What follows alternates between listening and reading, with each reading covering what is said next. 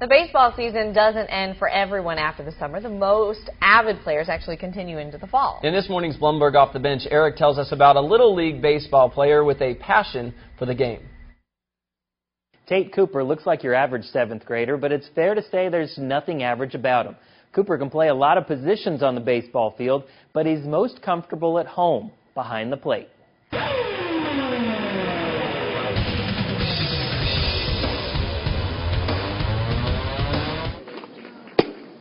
For the best catchers, suiting up is just the start of the job. For the best, there are bigger concerns.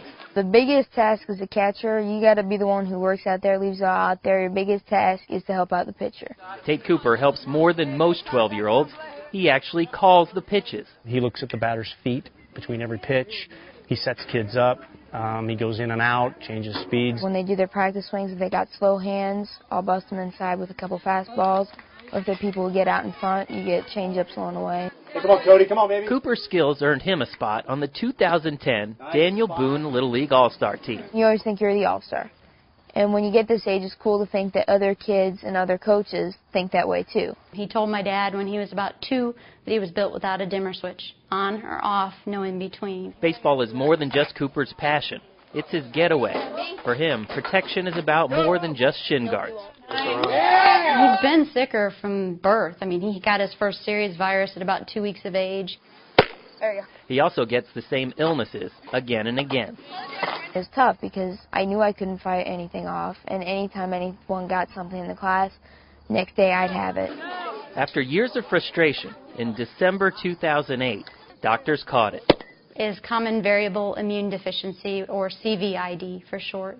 Where I was born, I don't have enough antibodies, and those I do have don't work correctly. People with CVID face a lifetime of being sicker than the average person and increased risk for cancers. And be like catching a 90-mile-an-hour fastball with no cup and no gear. What he has is basically a genetic immune deficiency, and the simplest way to think of it is if he gets sick with something, his body is not going to mount any kind of normal response to it usually. It's not something that he wants to be defined by. He doesn't want you to think of him as somebody that needs any sort of special treatment. But Tate does need a transfusion twice weekly. It's a painful process and takes a few hours. This plasma product, which is basically the antibodies that his body can't make that he gets from donors that donate their plasma. Because anytime I could, I'd want to play sports. It was a way, forget about that, just when I'm on the field, that's all that matters. But he couldn't always play sports. In a Little League regional semifinal, sickness took him out of the game. Cooper goes out and gets it. Had a fever, had to come out after the second inning.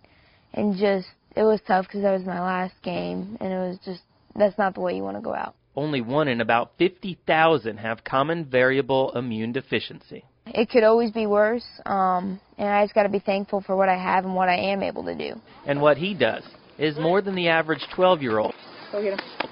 average catcher, or average person. Push up until I get all that air out. Thinking about it isn't going to make it better. I just got to move on, accept it. Every practice, every game, he comes up to me at the end. He sticks out his right hand, and he shakes my hand, and he looks me in the eye, and he says, "Thank you, Coach."